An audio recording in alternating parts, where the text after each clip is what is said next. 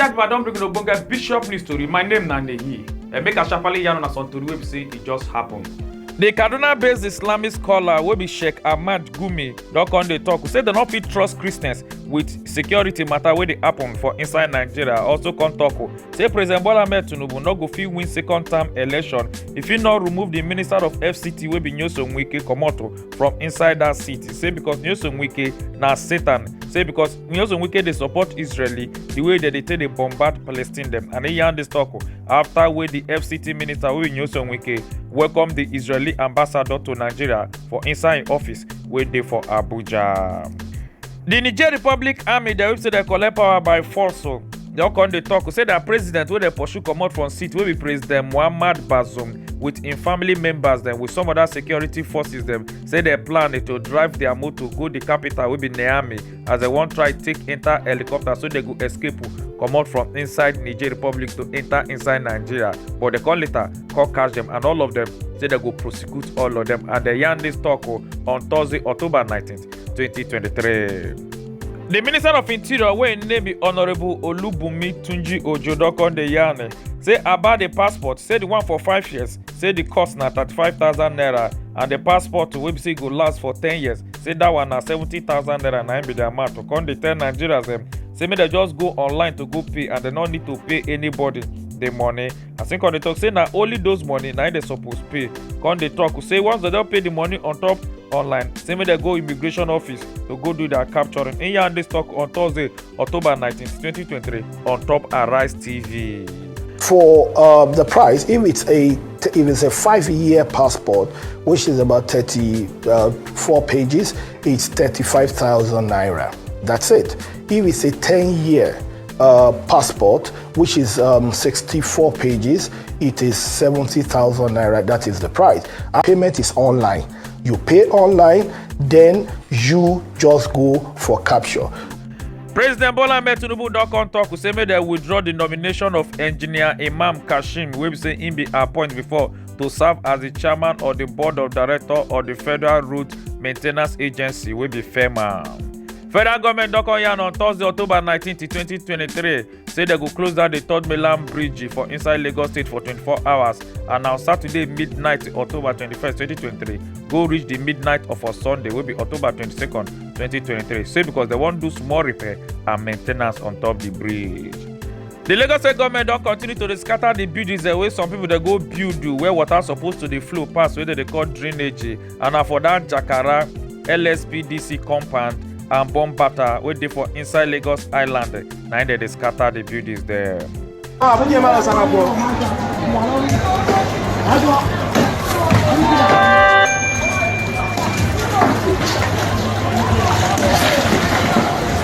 Delta State Ekoloba Police Command don come arrest one man wey name be Mr. Nnajiofo Nweke, say because he go flog one teacher, come flog the teacher take kpai for inside Alemabu Secondary School wey dey for Agbo, Eka North-East Local Government Area of Delta State, and this gbege happen on Wednesday, October 18th, 2023. After wey be say the teacher go flog Mr. Nnajiofo's son, say because the son go tiftalize palm wine. The operative of RRS will be Rapid Response Squad.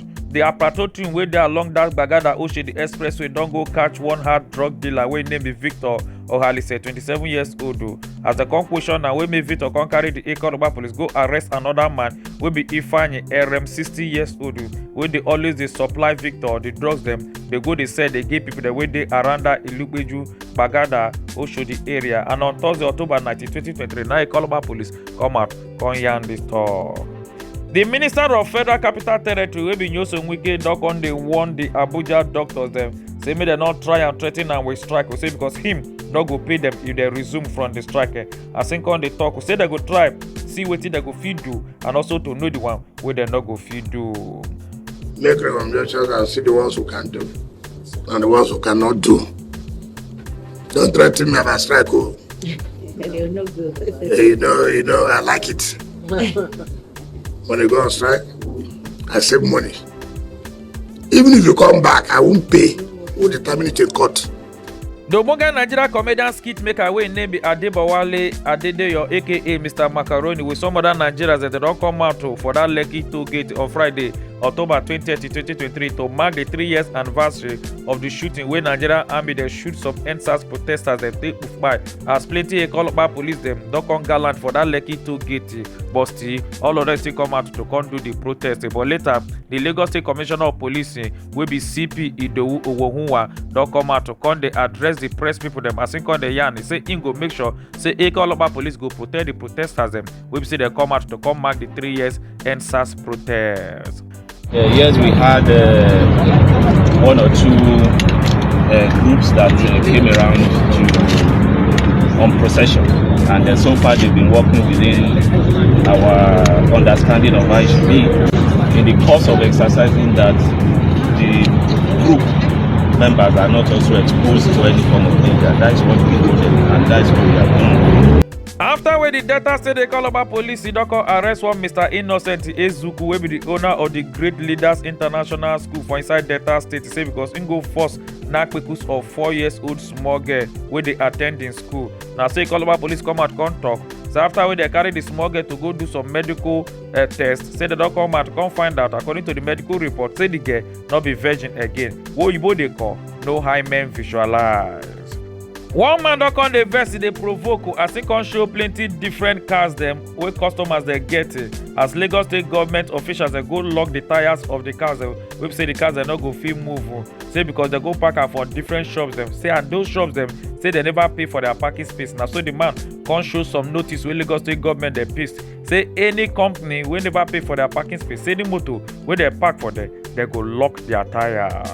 Look at this in front of Admiral Busanya. Also in front of slots.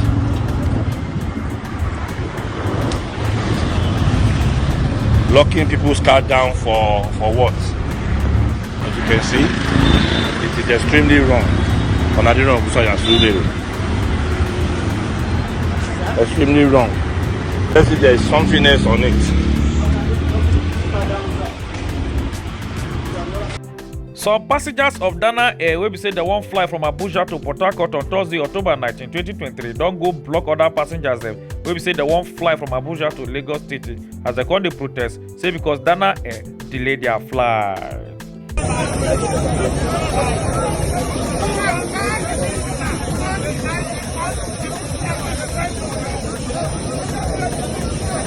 The authorities of Washington for inside United States of America, London for United Kingdom, Berlin for Germany on Thursday, October 19, 2023 don come tell their citizens dem say make dem tuama comot for inside Lebanon as their border don turn to war zone between Israel and Hezbollah terrorists dem. As they come yarn say because the bombarding don come dey too much for that area, so make their citizens dem make dem just tuama comot. And this gbege happen because of the war between Israel and Hamas wey make Hezbollah terrorists dem don come join Hamas to dey fight Israel. This na Bishop News Club. My name na Nehi. Make una enjoy your day.